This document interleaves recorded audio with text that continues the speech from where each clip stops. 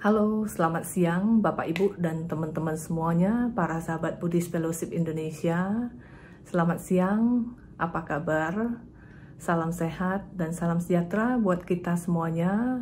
Saya Leni, Presiden dari Buddhist Fellowship Indonesia, mengucapkan selamat datang dan selamat bergabung di channel YouTube Live-nya Buddhist Fellowship Indonesia. Sebelum kita mendengarkan sharing dari tamu spesial kita, ya, tadi barusan kita ada melihat satu buah video, yaitu video tentang pintu belajar. Pintu belajar dan Buddhist Fellowship Indonesia didirikan oleh founder kami, Ibu Lilian Halim, dan saat ini pintu belajar telah memberikan beasiswa kepada kurang lebih 500 anak-anak Indonesia dari kalangan prasejahtera, mulai dari tingkat PAUD, sekolah dasar, sekolah menengah, tingkat universitas di S1, S2, maupun S3.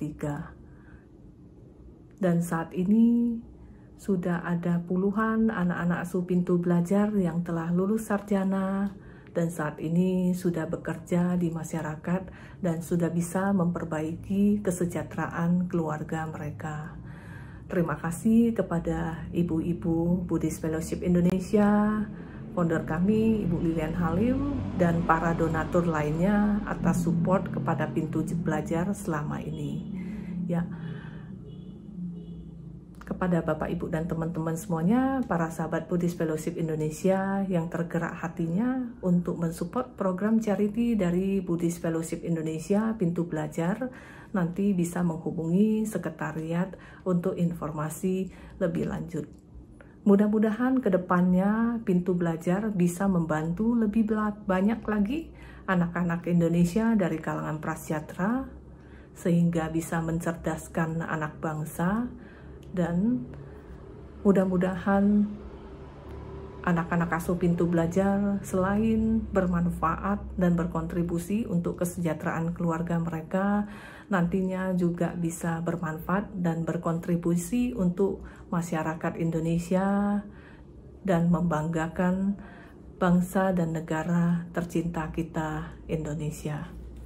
Sebelum masuk ke sesi sharing, marilah kita semuanya meluangkan waktu sejenak untuk berdoa sebagai ucapan puji syukur kita kepada Tuhan Yang Maha Esa dan Sang Tiratana, karena saat ini kita masih dapat berkumpul dalam keadaan sehat, walaupun secara virtual. Kita dapat berkumpul di siang hari yang berbahagia ini untuk nanti kita sama-sama belajar pengetahuan dari narasumber kita. Marilah kita berdoa sesuai dengan agama dan keyakinan kita masing-masing. Namo tassa bhagavato arahato sama sambuddhassa. Namo tassa bhagavato arahato sama sambuddhassa. Namo tassa bhagavato arahato sama sambuddhassa. Marilah kita lanjutkan dengan membacakan dan merenungkan core value dari Buddhist Fellowship Indonesia, supaya nilai-nilai tersebut dapat kita praktekkan dan amalkan dalam kehidupan kita sehari-hari. Sebagai Kalayanamita Buddhist Fellowship Indonesia, kami bertekad untuk menjalankan nilai-nilai berikut. 1. Respek, penuh hormat kepada Sang Tiratana, mereka yang lebih tua, guru, teman sedama, dan semua makhluk hidup demi tercapainya hubungan yang sehat dan harmonis. 2. Joyful effort, penuh semangat sukacita di dalam mencapai kesejahteraan dan keseimbangan antara fisik dan mental, keluarga dan ekonomi, interpersonal dan spiritual. 3. Integrity, menjalani hidup sesuai prinsip dan nilai-nilai kebenaran, baik melalui pikiran, ucapan, maupun perbuatan. Service, tidak mementingkan diri sendiri, melayani dengan tulus ikhlas dan sepenuh hati, demi kebahagiaan dan kesejahteraan semua makhluk. 5. Compassion, mengembangkan kebajikan dan welas asih terhadap sesama di dalam menjalani kehidupan yang tidak merugikan siapapun. 6. Learning, terus belajar dan meningkatkan kualitas diri, baik secara pengertian maupun praktek dhamma, demi kemajuan spiritual hingga tercapainya pembebasan sejati. 7. Self-reflection, melakukan introspeksi diri. mengembangkan kesadaran dan kebijaksanaan, penuh rasa syukur di dalam menjalani kehidupan yang penuh makna. 8. Faith, mengembangkan pandangan benar serta keyakinan yang kokoh untuk terus hidup sesuai dengan Buddha Dharma. Selamat siang Bapak Ibu dan teman-teman semuanya, para sahabat Buddhist Fellowship Indonesia. Namo Buddhaya, salam sehat dan salam sejahtera buat kita semuanya. Ya, di siang hari yang berbahagia ini kita sangat berbahagia sekali dan sangat beruntung sekali ya karena kedatangan seorang tamu istimewa, ya, seorang guru yang nanti akan membagikan pengetahuan Dhammanya kepada kita semua. Ya. Adapun sharing Dhamma pada hari ini adalah topiknya adalah Dhamma itu sederhana, alamiah, dan jernih. Dan saat ini Yang Mulia Biku Sacada Mutera sudah hadir. Beliau sudah hadir. Kita sapa terlebih dahulu. Ya. Selamat siang Bante, Namo Buddhaya. Ya, Apa kabar Bante? Sehat? Kabar baik, sehat. Ya. Semoga juga semuanya yang lain sehat lahir batin. Ya, terima kasih Bante. Aduh. Ya, kami dari Buddhist Fellowship Indonesia mengucapkan terima kasih Anumodana Bante telah meluangkan waktunya di sela-sela kesibukan untuk berbagi pengetahuan Dhamma kepada kita semua. Ya. Baiklah Bapak Ibu dan teman-teman semuanya, kita pada hari ini sangat beruntung sekali ya. Karena Bante akan memaparkan Dhamma yang sangat berharga kepada kita semua. Sebelum masuk ke sesi sharing, izinkan saya terlebih dahulu untuk membacakan sedikit profil singkat dari Yang Mulia Biku Sacajamu Tera. Beliau diupasapada menjadi biku di Vihara Jakarta Dhammacakajaya pada tahun 2004 dan beliau berdomisili di Vihara Buddha Wamsa Lombok Utara. Dan beliau Yang Mulia Biku Sacada Mutera aktif membabarkan Dhamma di berbagai wilayah Indonesia baik secara offline maupun online. Dan saat ini beliau merupakan Padesanayaka Nusa Tenggara Timur di Sangga Theravada Indonesia. Ya. Selamat siang Bante. Ya, kalau Nusa Tenggara Timur berarti meliputi wilayah mana saja ya Bante? Nusa Tenggara Timur, ibu kotanya di Kupang. Dia juga meliputi Flores, sampai Flores, daerah seperti Momere, seperti juga Bone, Momere dan Ende ya. Ende itu tempat dulu Bapak Soekarno merenungkan Pancasila. Ya. Dan berarti Nusa Tenggara Timur juga termasuk Labuan Bajo ya Bante ya? Termasuk Labuan Bajo. Oke, ya. Terima kasih Bante. Ya. Sekarang tibalah waktunya kita mengundang Bante untuk memberikan wejangan Dhamma yang sangat berharga kepada kita semua, yaitu Dhamma itu sederhana, alamiah, dan jernih. Waktu dan tempat kita persilakan. Bante, terima kasih Anumodana. Ya, terima kasih. Di kesempatan yang baik ini, Buddhist Fellowship Indonesia melakukan satu kegiatan yang memberikan waktu dan peluang buat kita semua untuk belajar, merenungkan Dhamma seperti pada siang hari ini. Jadi dengan tema bahwa Dhamma itu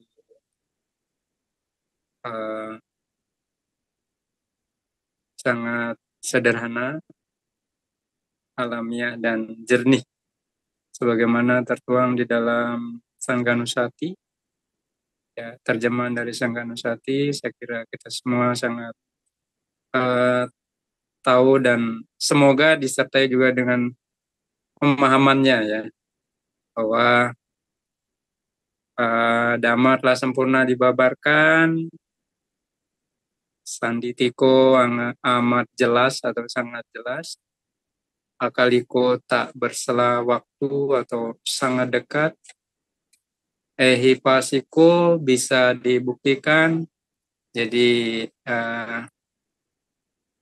sangat berpeluang untuk kita buktikan Opanayiko menuntun ke dalam batin dan membuat seseorang menjadi bijaksana, melihat sebagaimana apa adanya kehidupan ini. Nah, terkait bahwa tema itu sangat sederhana, artinya bahwa sebetulnya Dhamma itu tidak rumit seperti yang kita bayangkan. Mungkin sebagian orang mengatakan rumit ya karena kerumitan yang memang menjadi kebiasaannya di dalam kehidupan sehari-hari. Jadi tidak berpikir secara alamiah, tidak bertutur kata yang secara alamiah juga bertindak tanduk. Maksudnya bahwa ya kalau seseorang merenungkan sebab akibat, merenungkan bahwa yang baik mendatangkan akibat yang baik, yang tidak baik mendatangkan akibat yang tidak baik, maka dia akan berpikir, bertutur kata, bertindak tanduk juga yang baik, karena itu akan menjadi penyebab dari kebaikan yang lain. Jadi sesederhana itu. Dan ini terkait dengan tentu apa yang kita sebut dengan hukum sebab akibat. Nah, jadi kalau kita kemudian memperinci kata demi kata atau kalimat demi kalimat bahwa Dhamma itu telah dibabarkan dengan sempurna, yang pertama sanditiko ya, yaitu amat jelas. Jadi Sang Buddha mengatakan sendiri bahwa beliau tidak akan mengajarkan sesuatu yang tidak mungkin bisa dipraktikkan. Jadi apa yang beliau babarkan adalah tentu dharma atau ajaran yang bisa dipraktikkan. Karena kemungkinan bisa dipraktikkan oleh siapapun yang terbuka mata batinnya, maka Dhamma itu akan terlihat sangat jelas. Sangat jelas. Jadi di sini perlu memang dikatakan kejujuran. Kejujuran dalam arti tidak hanya kita melihat, mendengar, merasakan dengan indera-indera kita, tetapi juga dengan kejujuran hati kita melihat atau mengakui apa adanya kehidupan ini. Ada satu perumpamaannya, jadi baru-baru ini saya membaca satu buku kisah dari Achan Man. Ya. Di Achan Man itu seorang legendaris petapa atau biku Dutangga yang berlatih amat keras. Ya amat keras bagi sebagian orang yang memang ya memanjakan dirinya di dalam menjalani kehidupan ini. Ya, tetapi beliau melihat justru dengan tegas pada diri sendiri, itu beliau punya keyakinan bahwa kehidupan akan memberikan jalan yang mudah, tetapi umumnya kita yang tidak tegas kepada diri sendiri sehingga kehidupan pun memberikan jalan yang sulit buat kita. Nah, jadi beliau berlatih di tangga, berlatih disiplin ya maksudnya ya. Satu bentuk disiplin yang sebisa mungkin untuk menekan munculnya keinginan-keinginan atau kebiasaan menuruti keinginan. Nah, jadi singkat cerita, beliau sampai di suatu tempat di mana ada sebuah gua yang sangat terkenal ditakuti oleh banyak orang. Jadi gua ini konon diceritakan oleh masyarakat bahwa tidak sembarang orang bisa uh, berdiam di sana atau melatih diri di sana. Walaupun ada yang memaksakan diri, maka dia akan mengalami sesuatu yang tidak menyenangkan. Jadi istilahnya gua itu seram dan tidak bersahabat. Nah, tetapi Acan Man tertarik untuk ke sana, ingin membuktikan bahwa apa yang dikatakan oleh penduduk desa tersebut benar atau tidak. Sampai-sampai penduduk desa melarang beliau karena khawatir apa yang akan terjadi dengan beliau. Sebab belakangan ada beberapa biku tidak hanya jatuh sakit, tapi ada yang sampai meninggal setelah dari sana. Jadi setelah tinggal di sana, mengalami satu kejadian yang menyebabkan beberapa biku atau beberapa orang yang berusaha berlatih di sana sakit-sakitan dan kemudian ada yang sampai meninggal. Nah, jadi beliau ingin membuktikan apakah cerita-cerita itu benar ya, karena ya beliau sangat yakin bahwa perlindungan yang utama bagi beliau adalah Buddha Dhamma Sangha. Jadi cerita masyarakat yang seram, yang menakutkan itu ingin beliau buktikan dengan tanpa rasa takut. Akhirnya beliau sampai di sana dan berlatih di sana, masuk ke dalam meditasi yang dalam ya. Nah, sampai beberapa hari kemudian beliau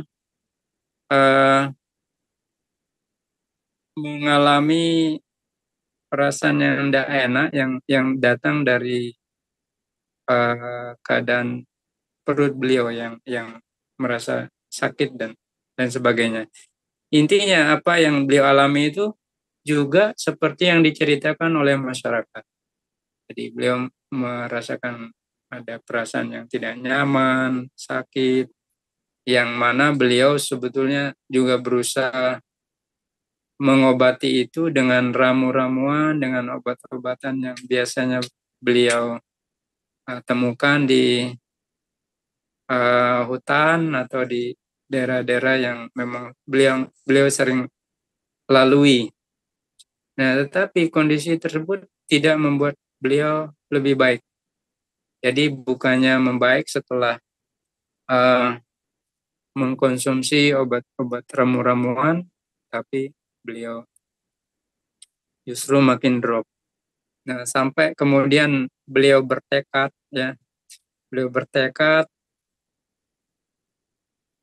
mengulang di dalam batin beliau bahwa beliau setelah berusaha meminum obat, melakukan pendekatan secara fisik ya, dengan mengkonsumsi obat dari perasaan sakit dan tidak nyaman yang beliau alami, beliau kemudian bertekad, baiklah ya, ini singkat ceritanya,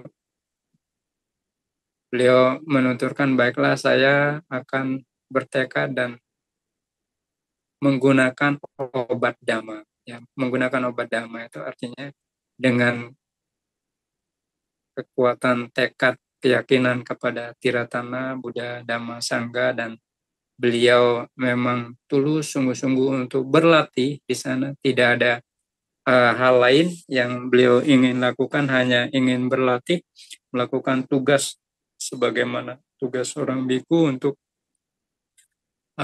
melampaui atau mengatasi kilesa yang beliau sebutkan di dalam kisah tersebut yang selama ini menguasai batin manusia. Itulah peperangan yang sesungguhnya yang beliau hadapi. Jadi dengan bertekad demikian sampai pada satu titik beliau bisa ya dalam keadaan batin tertentu di dalam kisah ini, singkat cerita beliau melihat sesosok makhluk ya, tinggi, besar, hitam ya. Ini makhluk di penghuni gua. Jadi singkat ceritanya makhluk tersebut memang yang menjadi penyebab beliau mengalami kondisi yang demikian. Jadi sebetulnya ini persis seperti yang dikatakan oleh cerita-cerita masyarakat bahwa ada penghuni, ada makhluk besar yang berusaha atau tidak suka melihat siapapun yang berada di sana. Jadi siapapun yang berada di sana dianggap sebuah ancaman bagi makhluk tersebut.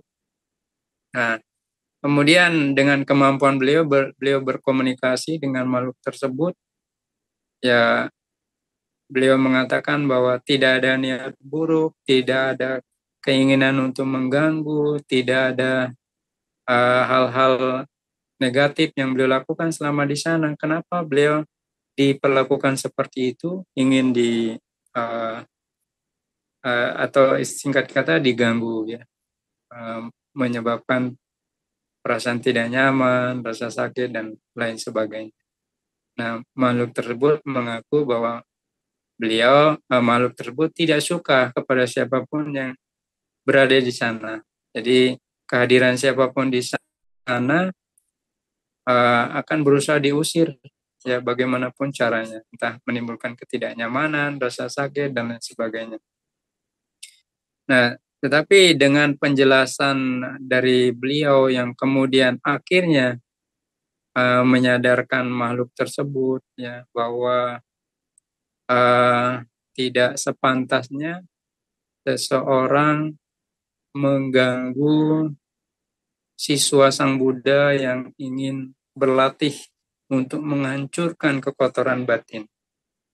Jadi siapapun dia, makhluk apapun dia, ya seharusnya tidak melakukan itu karena itu adalah karma buruk besar, ya kata Ajahn Mun. Karena seseorang yang ingin berlatih itu adalah seseorang yang berada di jalan Dhamma, ingin mempraktikkan Dhamma dengan sungguh-sungguh, ingin mempraktikkan apa yang diajarkan oleh Guru Agung Sang Buddha, karena beliau adalah guru para dewa dan manusia, seseorang yang sudah menemukan Dhamma yang luar biasa, yang menuntun makhluk-makhluk bebas dari penderitaan. Nah, akhirnya dengan penjelasan-penjelasan dari Ajahn Mun tersebut membuat makhluk tersebut tersadarkan. Jadi dari sosok tubuhnya yang mengerikan, hitam, tinggi, besar, kemudian makhluk itu berubah menjadi sesosok dewa yang dikatakan di sana ternyata adalah dewa bumi. Jadi dia adalah penguasa dari wilayah tersebut, di mana dia memiliki banyak pengikut di wilayah tersebut. Sehingga singkat kata setelah mampu ditaklukkan oleh Ajahn Mun, dia juga mengajak makhluk-makhluk atau dewa-dewa bumi yang lain untuk juga belajar Dhamma kepada Ajahn Mun. Nah, apa maksud saya menceritakan ini ya, bahwa kalau ini adalah pengalaman pribadi dari Ajahn Mun, di seorang guru yang sangat terkenal di Thailand, seorang guru meditasi yang mana banyak siswa-siswa beliau yang sangat terkenal juga menjadi guru-guru meditasi yang kemudian dikenal oleh biku-biku barat yang sekarang agama Buddha menyebar ke Amerika, ke Eropa, ke Australia, bahkan ke Afrika. Nah, jadi saya merenungkan ini, sesungguhnya ini menjadi juga bisa menjadi pengalaman kita sendiri. Artinya begini, kalau analogi dari makhluk-makhluk itu adalah penghuni gua, ya ini kan kalau cerita raya itu satu tempat yang gelap, yang jauh, yang sepi, ya itu adalah gua kan ya analoginya. Ya tahukah kita bahwa sesungguhnya batin kita ini juga adalah gua, tempat yang jarang kita kunjungi, tempat yang hening, tempat yang sepi, yang seram, yang gelap.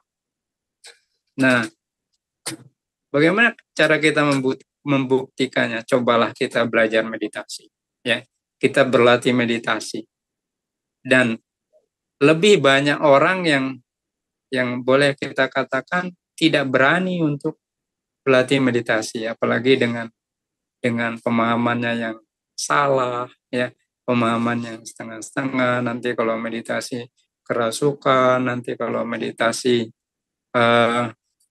jadi gila dan lain sebagainya.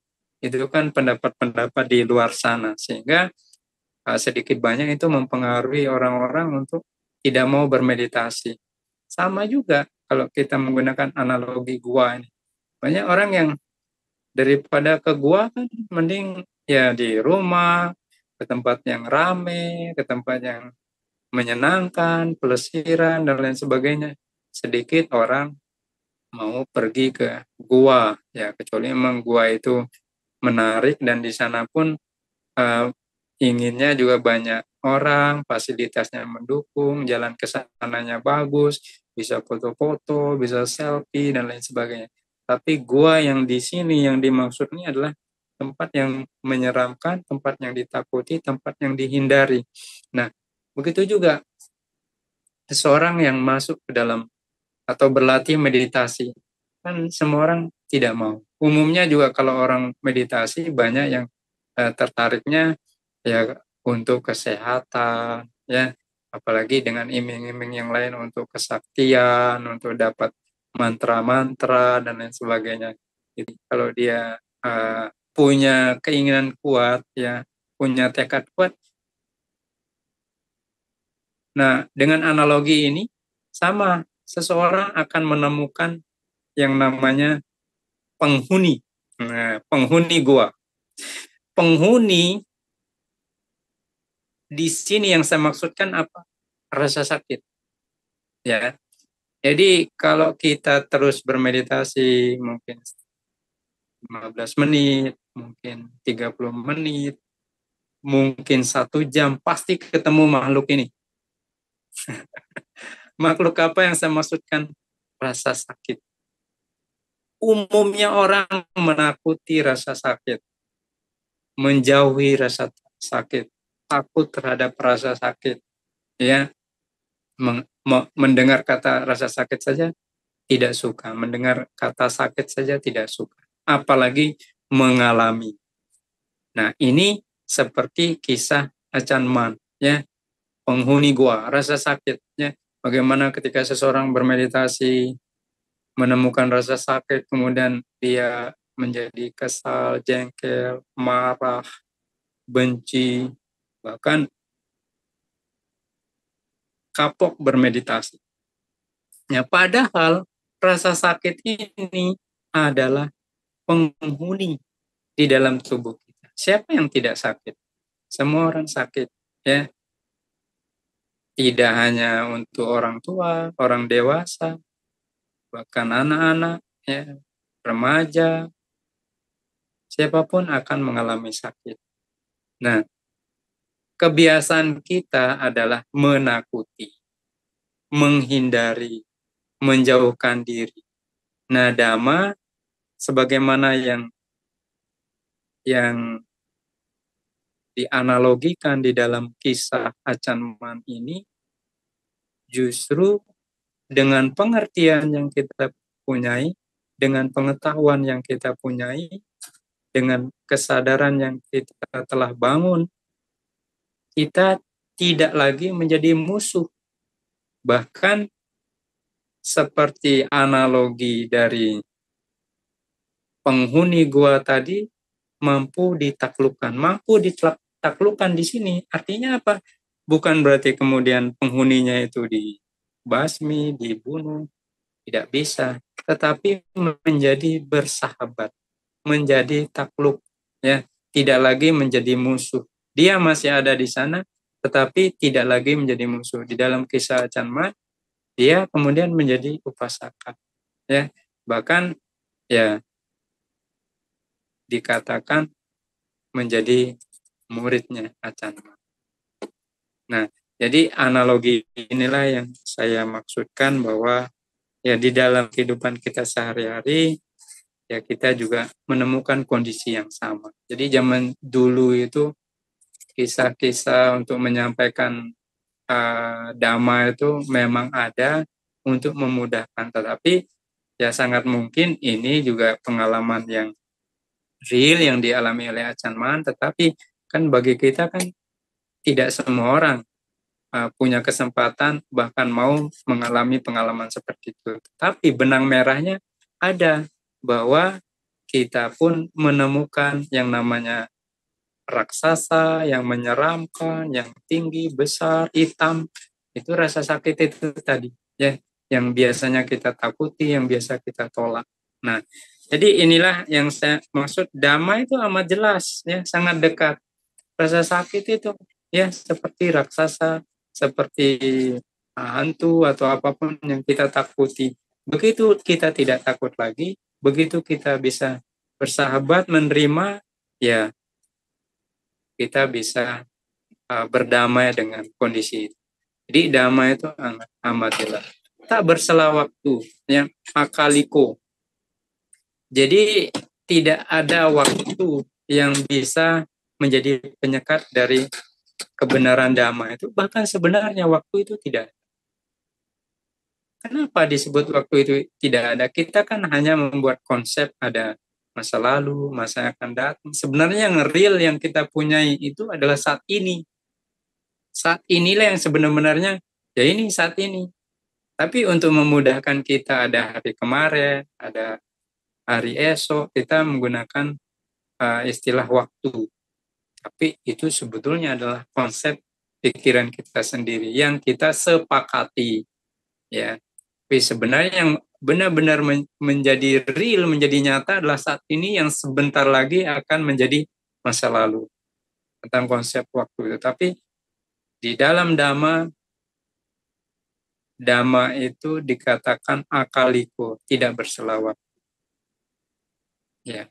Lalu kemudian ehipasiko, bisa dibuktikan. Jadi karena Dhamma itu real, nyata, tidak perlu khawatir, tidak perlu takut untuk dibuktikan. Silahkan dibuktikan. Karena Opanayiko dapat menuntun kita menjadi bijaksana.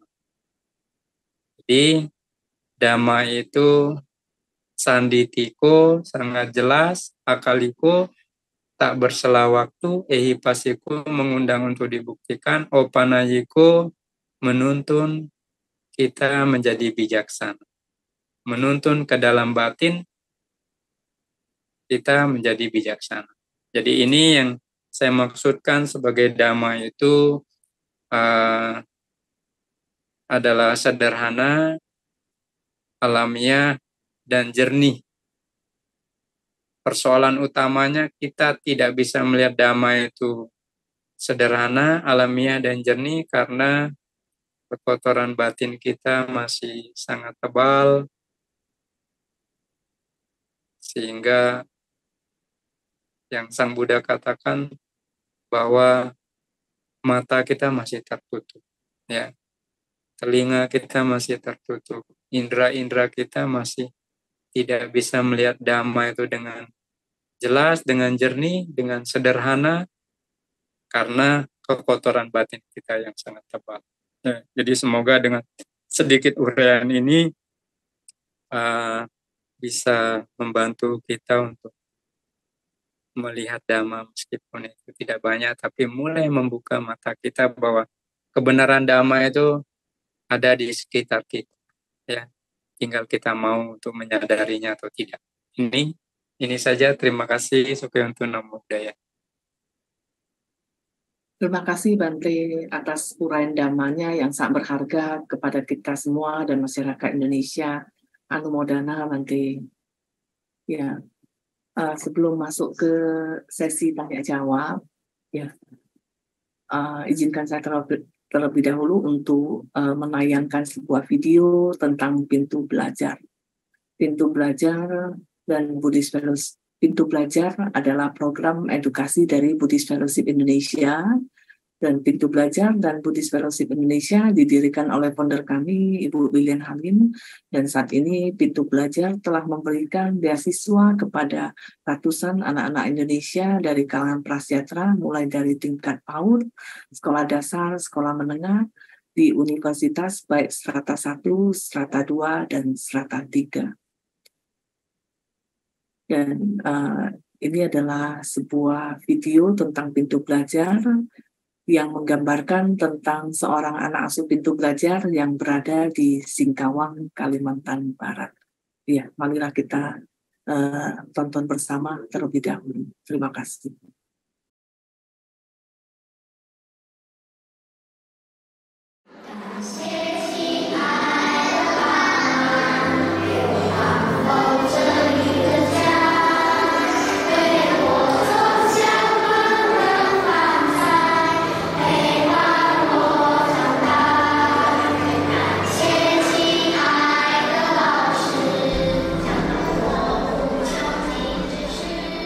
Nama saya Apan, saya berumur 10 tahun, kelas 4 SD Asoka.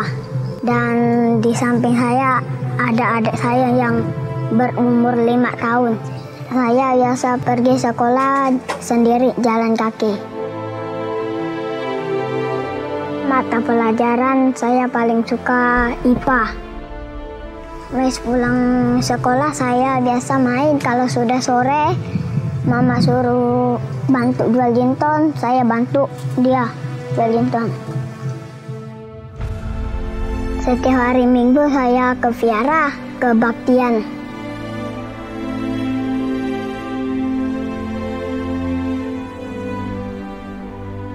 Pekerjaan mama saya menoreh karet. Biasa dia pergi jam 5, pulangnya jam 11 siang.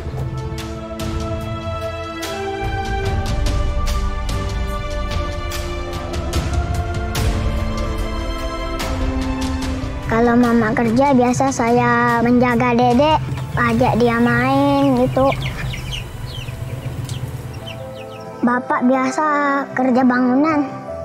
Kalau sekarang dia nggak kerja karena sakit pinggul.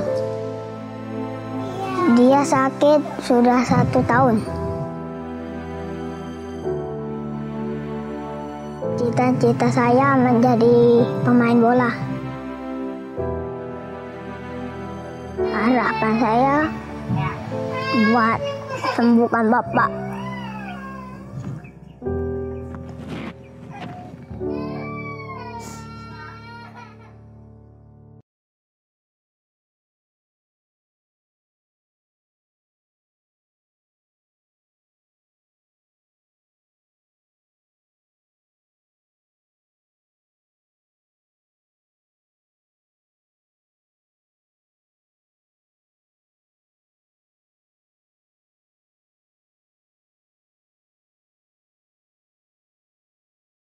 Terima kasih kepada Bapak, Ibu, dan teman-teman semuanya yang telah menyaksikan sebuah video dari Pintu Belajar. Terima kasih juga kepada Ibu-Ibu Buddhist Fellowship Indonesia, founder kami, Ibu Lilian Halim, dan semua donatur yang telah mensupport program Pintu Belajar Buddhist Fellowship Indonesia. Semoga ke depan lebih banyak lagi anak-anak Indonesia dari kalangan prasejahtera yang bisa dibantu pendidikannya ke jenjang yang lebih tinggi dan lebih baik oleh Pintu Belajar. Saat ini sudah ada puluhan anak-anak asuh Pintu Belajar yang telah lulus sarjana dan saat ini sudah bisa bekerja dan memperbaiki kesejahteraan keluarga mereka.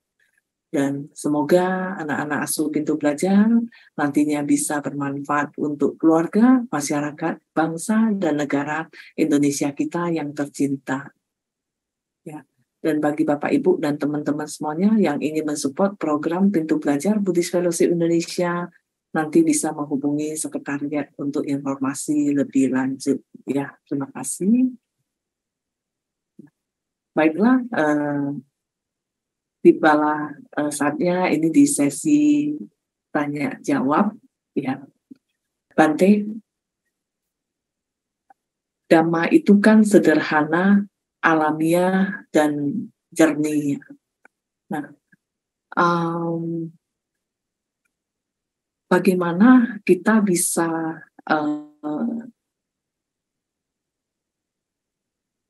tips-tips sederhana yang bisa kita praktekkan ya Bante, untuk bisa lebih yakin dan lebih menyadari bahwa itu Dhamma itu memang alamiah, jernih, dan sederhana Bante. Mungkin hal-hal apa yang mesti kita praktekkan dalam kehidupan sehari-hari. Terima kasih Bante. Ya, hal mendasar yang penting kita punyai untuk bisa menyadari Dhamma yang sederhana, alamiah, dan jernih itu, yang pertama dan utama adalah jujur. Ya. Jujur mengakui, jujur menyadari. Karena umumnya itu kita suka menutup-nutupi. Jadi karena kita suka menutup-nutupi, tidak jujur, akhirnya kita tidak melihat kebenaran sebagaimana apa adanya. Misalnya di dalam kisah Pangeran Siddhartha yang dicegah oleh ayah andanya untuk melihat 4 realitas kehidupan, ya, orang tua, orang sakit, orang mati, dan pertapa. Di dalam riwayatnya kan Raja Suddhodana sudah diberitahu apabila Pangeran Siddhartha melihat keempat hal itu, maka kemungkinan dia akan menjadi Buddha. Tetapi karena ambisi dari seorang raja dan mungkin juga ambisi kita semua yang mempunyai pola pikir menutup-nutupi karena ambisi lain, ya, kepentingan lain, sama seperti Raja Suddhodana, kemudian berusaha mencegah Pangeran Siddhartha melihat hal itu. Tetapi seberapapun kita menutup-nutupi, mencegah, menolak, cepat atau lambat, kita akan menemukan hal itu. Karena apa? Karena itulah realitas kehidupan kita. Kita akan menjadi sakit, kita akan menjadi tua, kita akan meninggal dunia. Dan untuk mengatasi hal ini, ya, dalam istilahnya Pangeran Siddhartha menemukan seorang pertapa, ini solusi. Pertapa itu bukan kemudian harus setiap orang secara fisik menjadi pertapa, tetapi intinya adalah belajar melepas. Ya. Belajar melepas, mengurangi keterikatan. Jadi itu maksudnya melihat pertapa. Jadi simbol seorang pertapa itu adalah melepas keterikatan. Karena keterikatan ini erat kaitannya dengan nafsu keinginan.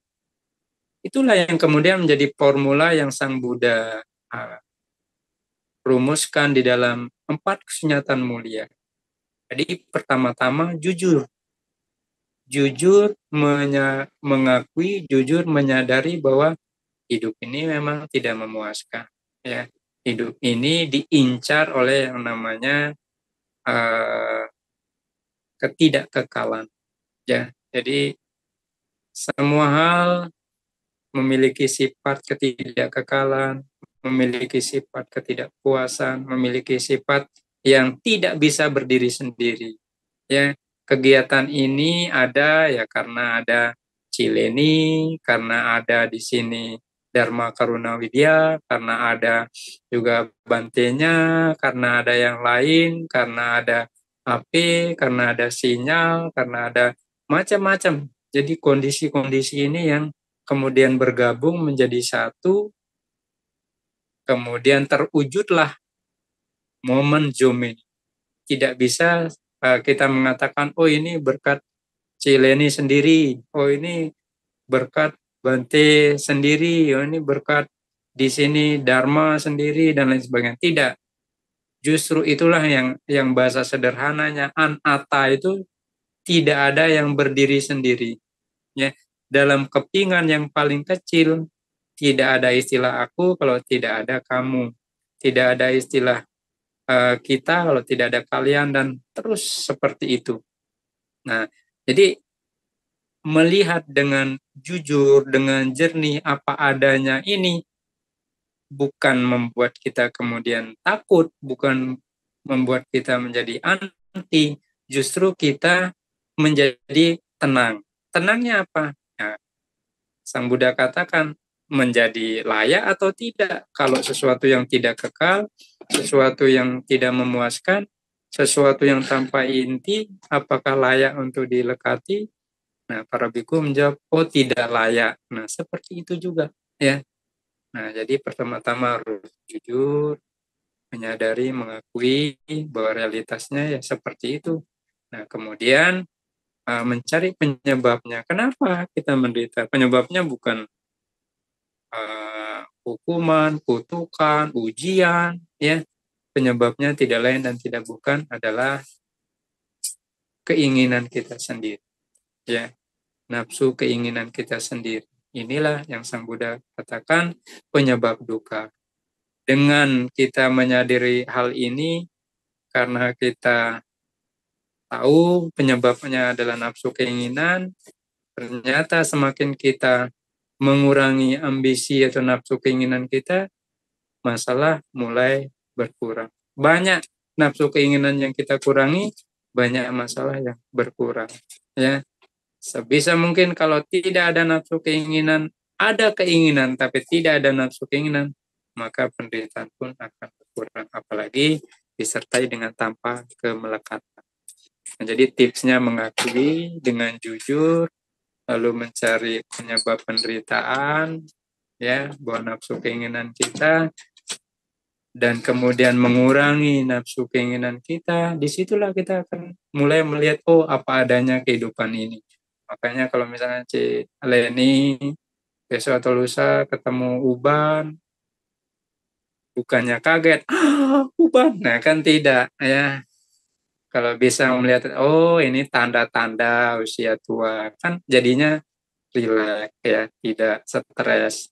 Jadi kalau stres ya karena kemelekatan tadi, inginnya hitam terus, ya, seperti lagu-lagu, ya, inginnya hitam terus sampai tua, kan tak mungkin, ya, dan seterusnya, ya, karena semuanya diliputi anicca, ketidakkekalan, ketidakpuasan, dan tanpa inti. Nah, itu saja, C, ya. Jadi seperti formula Sang Buddha, 4 kenyataan mulia, ya, itu bahasa sederhana. Terima kasih. Ya, terima kasih Bante. Ya, Bante, ini ada pertanyaan dari Dharma. Ya, Dharma ini adalah salah satu anak asuh Pintu Belajar, Bante, yang saat ini berada di Hangzhou, China, ya. Ya, saat ini sedang berkuliah di Zhejiang University of Science and Technology, jurusan Vehicle Engineering, ya, yang buat kendaraan listrik. Wow. Ya, silakan. Oke. Baik, Bante. Pertanyaan saya adalah, mengapa manusia itu pikirannya selalu melompat ke sana ke sini, tidak bisa konsentrasi kepada satu hal.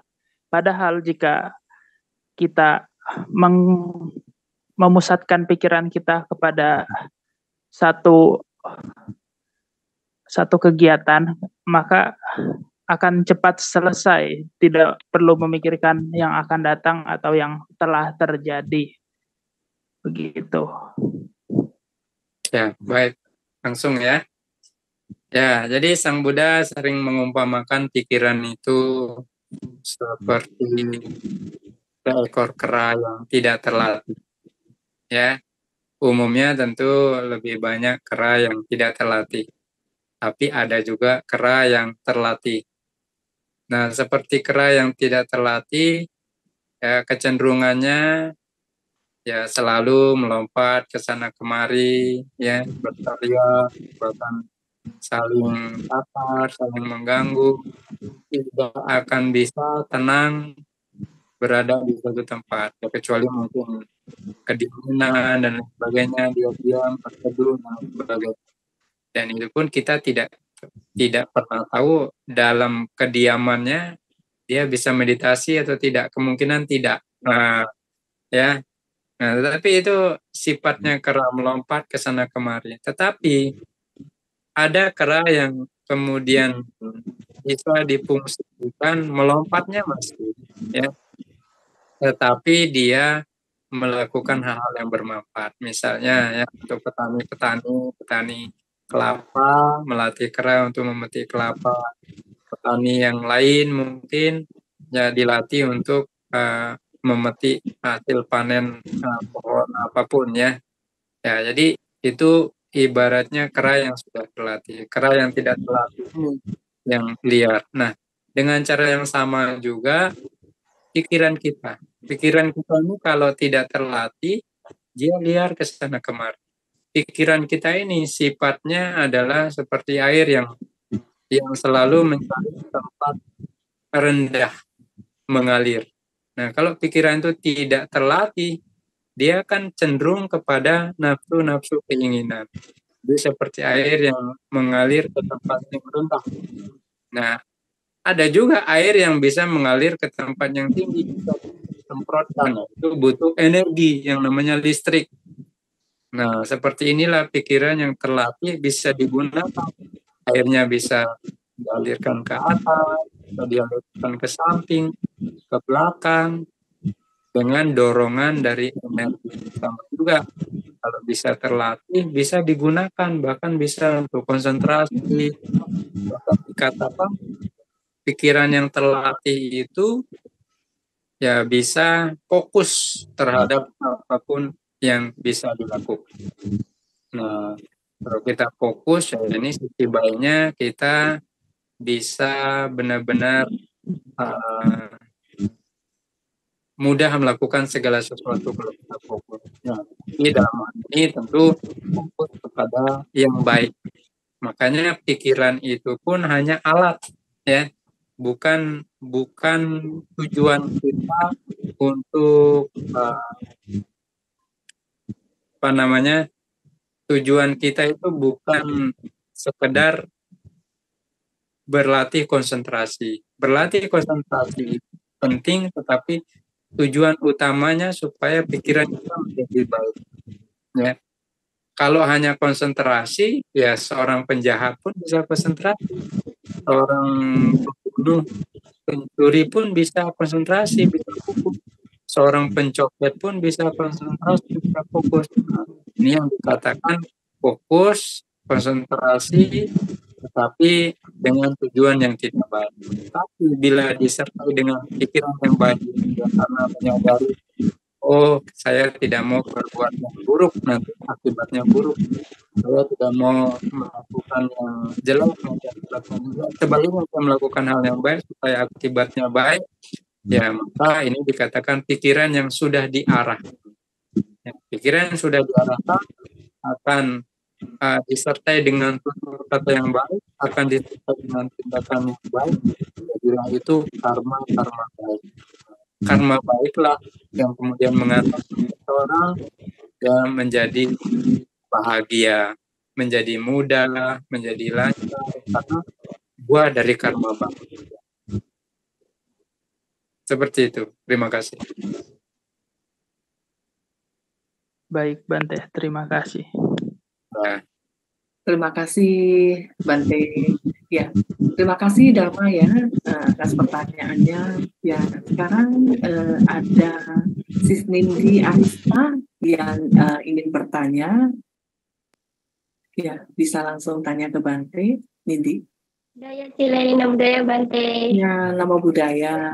Ya, Nindi adalah salah satu anak asuh Pintu Belajar juga yang saat ini sedang berkuliah di Universitas Lampung semester 2 jurusan Sosiologi. Ya, untuk Dharma dan Nindi, semoga nantinya ilmunya bisa bermanfaat untuk keluarga, masyarakat, bangsa, dan negara tercinta kita Indonesia ya. Sadhu. Ya, oke, Nindi silakan yang mau ditanyakan ke Bante. Baik Bante, pertanyaan saya, bagaimana sih cara mempraktikkan Dhamma dengan sederhana dan alamiah? Dan apa manfaat dari mempelajari Dhamma secara jernih dan mendalam? ya baik. Ya, bagaimana mempraktekkan Dhamma yang sederhana, alamiah, dan jernih dalam kehidupan sehari-hari. Jadi, apakah ada 3 pertanyaan raja. Jadi ada satu kisah seorang raja yang banyak belajar dari banyak guru, ya, banyak ahli-ahli agama yang pernah menjadi guru beliau. Tetapi seringkali beliau merasa kebingungan dari ajaran-ajaran itu. Jadi satu ketika dia ketemu seorang guru yang bijaksana dan menanyakan hanya 3 hal.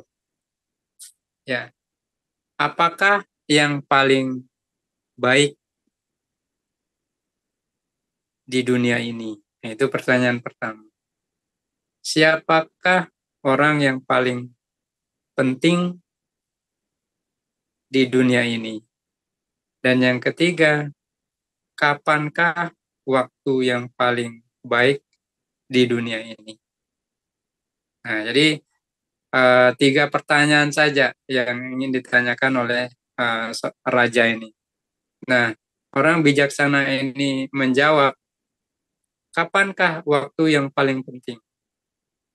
Waktu yang paling penting adalah saat ini, bukan masa lalu, karena masa lalu sudah berlalu, bukan juga masa depan, karena masa depan belum pasti. Tetapi kapankah waktu yang paling penting? Sekarang. Sekarang ini, sebentar lagi, sedetik lagi akan menjadi masa lalu. Jadi, untuk apa kita menunda-nunda? Ya.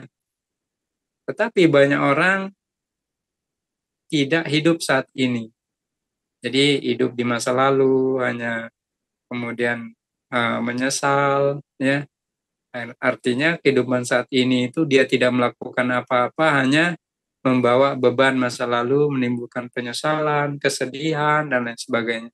Atau takut menghadapi masa yang akan datang yang belum pasti. Jadi badannya di sini, tapi batinnya itu lari ke masa depan. Nanti gimana ya, nanti gimana ya. Sehingga saat ini dia tidak merasakan kedamaian, hanya ada kegelisahan, kekhawatiran. Tetapi apabila menyadari, oh saya saat ini, ya, syukur masih bernapas, masih sehat, masih punya kesempatan untuk belajar, masih punya kesempatan untuk berbuat baik. Nah, orang yang demikian akan menyadari bahwa dia akan berusaha semaksimal mungkin melakukan yang terbaik saat ini, karena waktu yang paling nyata adalah saat ini. Kemudian pertanyaan yang kedua, siapakah orang yang paling penting saat ini? Orang yang paling penting saat ini adalah siapapun dia, teman kita berinteraksi saat ini. Ya, iya, orang tua kita penting, keluarga kita penting, tetapi siapa lawan kita berinteraksi itu yang real saat ini. Maka kepada mereka kita harus menemukan kebaikan. Ya, dengan sebisa mungkin pada saat itu kita hidup saat ini, ya kan, keluarga memang penting, Tetapi untuk saat ini kita melakukan apa ini? Sekarang kita diskusi, sekarang kita melakukan Zoom meeting, belajar Dhamma bersama-sama. Nah, yang paling penting saat ini ya siapa yang di hadapan kita. Artinya apa? Supaya kita fokus. Ini kaitannya sama juga dengan yang pertama tadi. Kapan waktu yang penting? Jadi kapan adalah saat ini? Kemudian bertanya siapa? Nah, siapa yang kita hadapi saat ini? Ya, bukan kemudian meremehkan, mungkin ada keluarga, ada orang tua, ada saudara, bukan, tetapi untuk yang real saat ini, orang yang ada di hadapan kita. Nah, lalu yang pertanyaan ketiga, apa yang paling baik yang bisa kita lakukan saat ini? Ya berbuat baik, ya berbuat baik. Jadi berbuat baik adalah perbuatan yang paling baik yang bisa kita lakukan saat ini. Nah, jadi dari 3 pertanyaan ini yang sesungguhnya itu mengajak kita kembali untuk sadar saat ini, hidup saat ini, itu yang paling sederhana.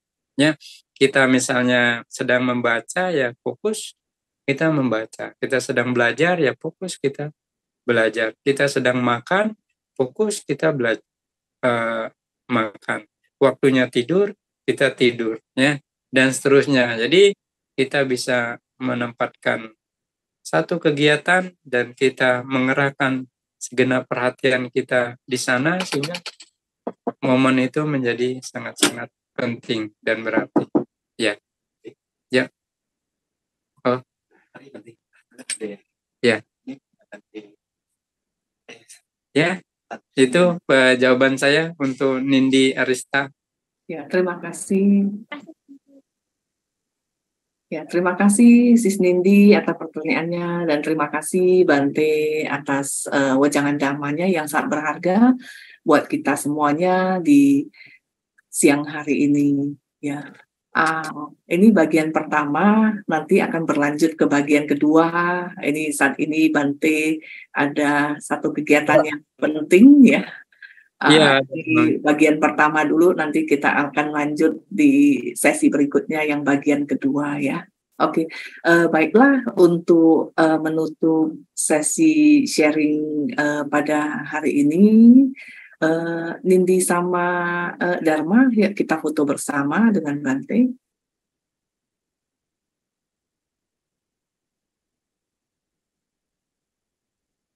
Ya, satu lagi.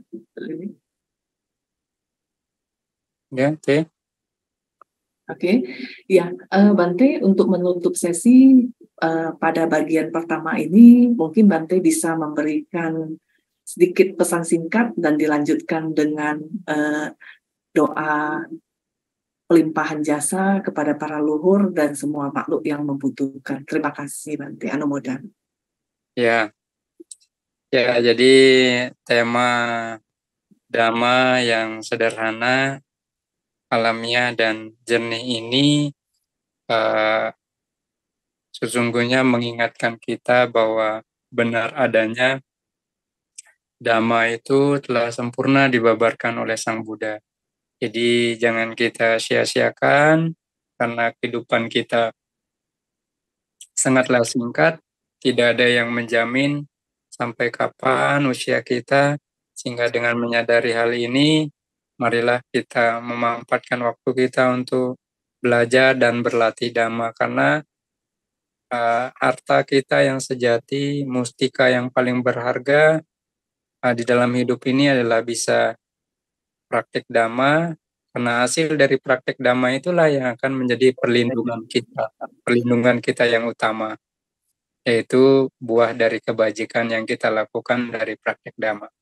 Ya, semoga dari pengertian yang kita punyai bertambah pemahaman kita menjaga tindak tanduk kita, menjaga tutur kata kita, menjaga pemikiran kita, sehingga kita hidupnya juga menjadi terjaga dan terlindungi. Ya, terima kasih. Ya, selanjutnya mari kita melakukan pelimpahan jasa. Saya akan memanjatkan Parita Sumanggalagata. Ya, semoga dengan kebajikan yang kita lakukan, sanak keluarga, sanak leluhur yang telah meninggal berbahagia. Semoga semua makhluk berbahagia. Sabah roga wini mutu, sabah santa pawajito, sabah wera mati kantoni buto catuang bawa, sabitiyo wiwajantu, sabah rogo winasatu mati bawa tuantarayo supi digayuko bawa, abiwadana silisani canguda pacayino cataro dhamma wadanti, ayuwano sukang balang bawatu sabah manggalang rakantu sabah dewata, sabah buddha nubawena, sabah dhamma nubawena, sabah sangga nubawena, sada soti bawantu ti.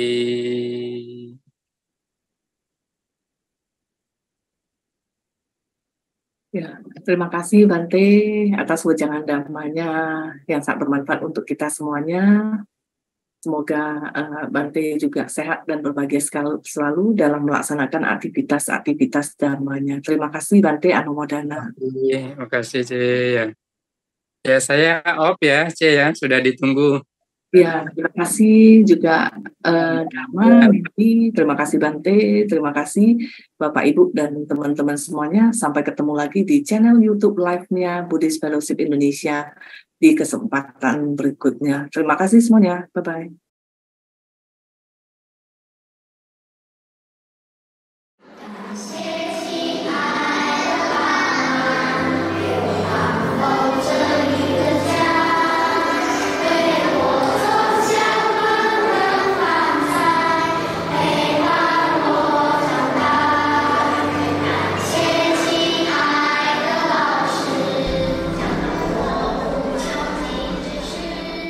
Nama saya Apan, saya berumur 10 tahun, kelas 4 SD Asoka.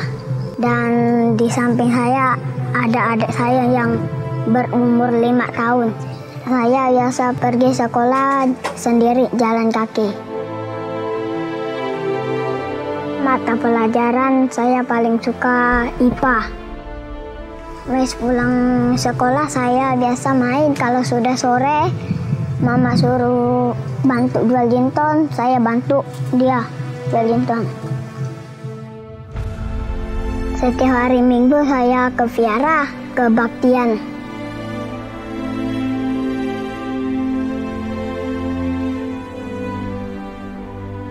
Pekerjaan mama saya menoreh karet.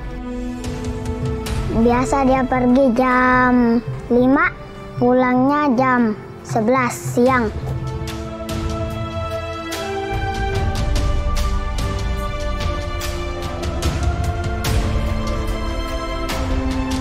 Kalau mama kerja biasa saya menjaga dedek, ajak dia main gitu. Bapak biasa kerja bangunan. Kalau sekarang dia nggak kerja karena sakit pinggul. Dia sakit sudah 1 tahun. Cita-cita saya menjadi pemain bola. Harapan saya buat sembuhkan Bapak.